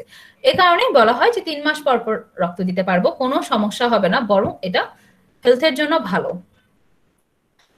কারণ হচ্ছে, আচ্ছা হেলথ যেহেতু কথাটা আসলে বলে ফেলি, হেলথের জন্য ভালো কেন? তার কারণ হচ্ছে এই যে 4 মাস পর পর আমার বডিতে এই যে যাদেরকে আমি 3 মাস পরে বের করে দিলাম, তারা যদি বের না হয়ে আমার বডিতেই থাকতো, 4 মাস পর তারা মরতো। তাদের এই ধ্বংস হওয়ার জন্য আরো এক্সট্রা কিছু এনার্জি খরচ হইতো, তাদেরকে আমার শরীর থেকে বাইর করার জন্য আরো এক্সট্রা কিছু এনার্জি খরচ হইতো। এই জিনিসগুলো হইতেছে না, অর্থাৎ আমার শরীরের এই কষ্টটা হইতেছে না, যে কারণে বলা হয় রক্তদান করলে শরীর ভালো থাকে, ভয় পাওয়ার কিছু নাই। ওকে, সো সেল ডেথ নরমালি দুইটা ভাবে হয়ে থাকে, একটাকে বলতেছি নেক্রোসিস আর একটাকে বলতেছি অ্যাপোপ্টোসিস। নেক্রোসিসটা হচ্ছে সিম্পলি পুষ্টির অভাব হইলে বা বিষক্রিয়ার সময় যেটা হয়। এক্ষেত্রে যেটা হয় সেটা হচ্ছে ফ্যাগোসাইটোসিস প্রক্রিয়াতে আমার সেলটা ডেথ হয়। সাপোজ ফর এক্সাম্পল, আমরা যখন শরীরে যখন পুষ্টির অভাব হয় তখন কিছু কিছু সেল ফাংশনের প্রবলেম হইতে থাকে। এখন কথা হচ্ছে অনেক সময় দেখা যায় যে ওই সেলগুলো বডিতে না থাকলেও সমস্যা নাই, কিন্তু আবার কিন্তু এদেরকে যদি রাখতে হয় সেই জন্য যথেষ্ট পরিমাণ পুষ্টিও আমার শরীরে নাই। তখন সেলের মধ্যে লাইসোজোম থাকে, তারা হচ্ছে ফ্যাগোসাইটোসিস প্রক্রিয়ায়, ওদেরকে যেহেতু সুইসাইড স্কোয়াড বলা হয়, আমরা ফার্স্ট চ্যাপ্টারে পড়বো, তো ফ্যাগোসাইটোসিস প্রক্রিয়ায় ওরা হচ্ছে গিয়ে সেলগুলোকে খেয়ে ফেলে। সেম জিনিসটা বিষক্রিয়ার সময়ও হয়, যে সাপোজ আমার শরীরে বিষ ঢুকছে, এখন বডি দেখতেছে অল্প একটু জায়গায় বিষ আক্রান্ত হয়েছে, এখন এটাকে যদি রাখি তাহলে বিষটা ছড়াবে, আর যদি ধ্বংস করে ফেলি তাহলে আমি অল্পের উপর দিয়ে বেঁচে যাব। তখন অটোমেটিক বডির অটোমেটিক সিগন্যাল যায় ওই ফ্যাগোসাইটোসিস প্রক্রিয়ায়, ওই সেলগুলা মরে যায় বা ধ্বংস হয়ে যায়। এটাই হচ্ছে মেইনলি নেক্রোসিস, পুষ্টির অভাব বা বিষক্রিয়ার কারণে সেল ডেথ হয়। কেন হয় কারণটা বললাম, এটা খুব সম্ভবত তোমাদের বইয়ে নাই। আচ্ছা, বইয়ে নাই, যাই হোক জানা থাকলো কেন হয়, মানে কেমনে মরতেছে, পুষ্টির অভাব হইলে কেন মরতেছে। আর একটা হচ্ছে অ্যাপোপ্টোসিস, যেটা হচ্ছে গিয়ে জেনেটিক্যালি, অর্থাৎ জেনেটিক্যালি আমার নর্মালি বডি তৈরি হওয়ার সৃষ্টি শুরুর পর থেকে যার আয়ুষ্কাল যা, সাপোজ এই ব্লাড সেল সে 120 দিন, সবার জন্য যে জেনেটিক্যালি তার মধ্যে যে জেনেটিক কোড আছে সেটাই তাকে টোকা দিতেছে যে ভাই 120 দিন পর তোমার মরতে হবে। এখানে আর ফ্যাগোসাইটোসিসটা আসে না, 120 দিন পরে সে নিজ দায়িত্বে ধ্বংস হয়ে যাইতেছে।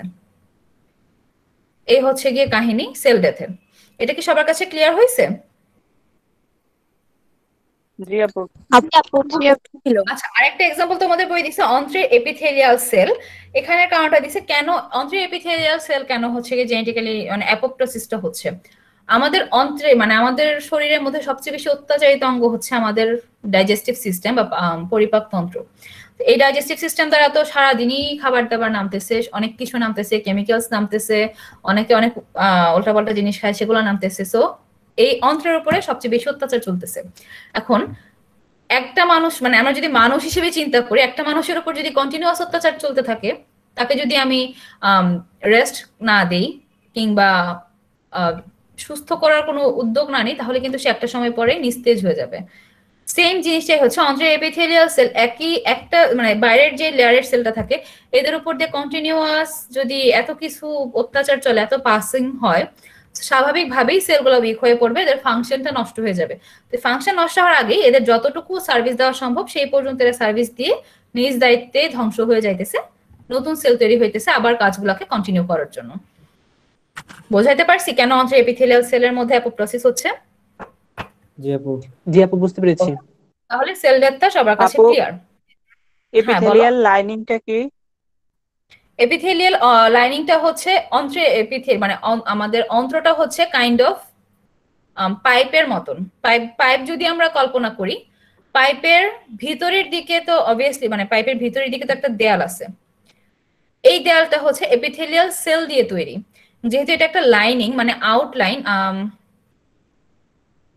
অনেক সময় আমরা হচ্ছে বই খাতার উপরে মলাটের উপরে পাতলা একটা পলিথিন থাকে, সেটা টান দিয়ে ছিঁড়ে ফেলি না, কাইন্ড অফ ওইরকম যে এরকম পাতলা একটা লেয়ার মানে ওই পাইপটার ভিতরে একটা পাতলা লেয়ার থাকে এপিথেলিয়াল সেলের, সেটাকে আমরা এপিথেলিয়াল লাইনিং বলতেছি।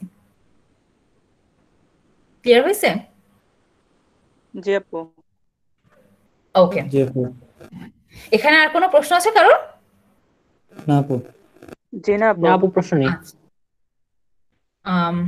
আচ্ছা, আমাদের ক্লাসের টাইম তো মনে হয় শেষ হয়ে গেছে। আজকে তাহলে আমাদের এখানেই থাকলো। এটার উপর আসলে কোনো হোমওয়ার্ক আছে কি? দাঁড়াও একটু দেখি। সামারি তো আছে আপু। হ্যাঁ এমনি হ্যাঁ, তো সামারি একটা করতে হবে। জাতীয় হোমওয়ার্ক যেটা সামারি, যতটুকু পড়ানো হয়েছে সেটার সামারি আকারে জমা দিবা। আর একটা অজাতীয় হোমওয়ার্ক মানে হচ্ছে আমার দেওয়া হোমওয়ার্ক, সেটাও আছে সামনে, টেনশনের কিছু নাই। আচ্ছা, এখান থেকে জাস্ট প্রথম দুইটা কোশ্চেন, অনিয়ন্ত্রিত কোষ বিভাজন কেন হয় আর সেল ডেথ বলতে কি বুঝো। প্রথম দুইটা কোশ্চেন তো আগের ক্লাসের হোমওয়ার্ক ছিল, তারপরের দুইটা কোশ্চেন হচ্ছে আজকের হোমওয়ার্ক। অনিয়ন্ত্রিত সেল ডিভিশন কেন হয় আর সেল ডেথ বলতে কি বুঝো, এই দুইটা হচ্ছে তোমাদের বাড়ির কাজ। আর জাতীয় বাড়ির কাজ তো আছে, যতটুকু পড়াইছি সেটার সারমর্ম। সো আজকের পড়ার উপরে কারো কি কোনো প্রশ্ন আছে? তাহলে করতে পারো।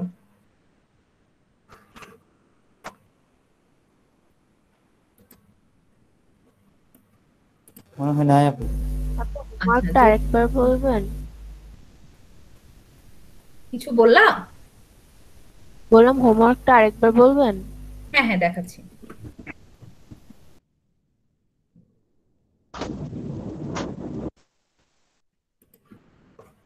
আমার ওয়ালপেপারে বিশাল একটা হ্যামারহেড শার্ক ঝুলতেছে, কারণ ওকে নিয়ে আমার গবেষণা, এর জন্য আমি আমার ওয়ালপেপারে ঝুলাই রাখছি। করে গেল আমার হোমওয়ার্ক। 3 নাম্বার আর 4 নাম্বার কোশ্চেন, অনিয়ন্ত্রিত কোষ বিভাজন কেন হয়, সেল ডেথ বলতে কি বুঝো। এই দুটো হচ্ছে আমার এতটুকু পড়ানোর উপরে আমার কোশ্চেন, দুইটা কোশ্চেন যেটা তোমাদের হোমওয়ার্ক, আর একটা জাতীয় হোমওয়ার্ক যেটা সবসময় সাবমিট করতে হয়, যতটুকু পড়াইছি সেটার একটা সামারি। স্বাধীন ভাই, তাহলে নিয়ম কানুনগুলো একটু বলে দাও। আজকের ক্লাস তাহলে এ পর্যন্তই শেষ। জি, আমি একটু সবাই কেউ লিখবে না। একটা বিষয় হচ্ছে আমরা এখানে আছি 30 জন, এখানে আমি আর আপু বাদে আছে 28 জন। তোমরা অ্যাটেন্ডেন্স দিছো হচ্ছে 26 জন। যারা অ্যাটেন্ডেন্স দাওনি তারা এখনই দিয়ে দাও, নইলে কিন্তু আমি তোমাদেরকে গ্রুপ থেকে যাদের নাম থাকবে না তাদেরকে রিমুভ করে দিব। আচ্ছা, একটা ভাইয়া তো হচ্ছে কি ওই যে বলছিল চলে গেছে, ও তো মনে হয় দিতে পারে না। ওই যে জি আপু, অ্যাটেন্ডেন্স দেব কিভাবে? আমি তো লিংক দিয়েছি, এই যে চ্যাট বক্সে দেখো লিংক দেওয়া হয়েছে। আমি পাইতেছি না, এর জন্য কি দিতে পারতেছি না অ্যাটেন্ডেন্স। এই চ্যাট বক্সে, এই মিটিং এর চ্যাট বক্সে লিংক দেওয়া হয়েছে, কোনো গ্রুপে দেওয়া হয়নি। আচ্ছা, এখানে দেখো আমি দেখাই দিতেছি, যদি কেউ ল্যাপটপে বসে থাকো, এখানে দেখো তোমাদের সাইডে একটা চ্যাট বক্সের অপশন আছে, মানুষের পাশে চ্যাট বক্স মেসেজ। এই চ্যাট বক্সে গেলে এই যে এখানে লিংকটা দিয়ে দেওয়া হয়েছে, দেখা গেছে সবার কাছে?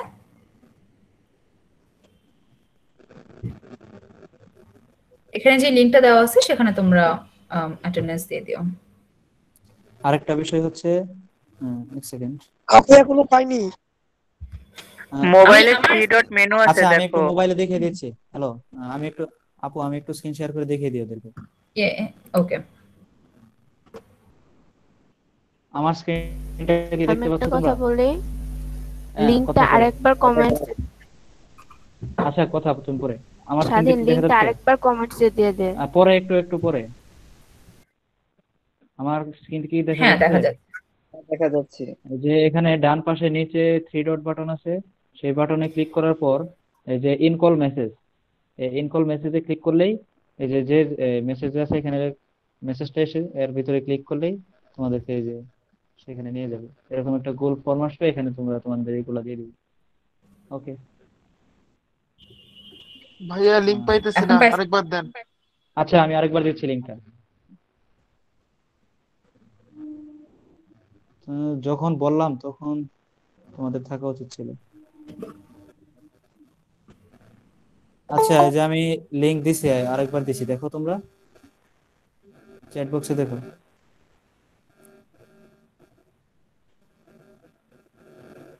পাইছো তোমরা?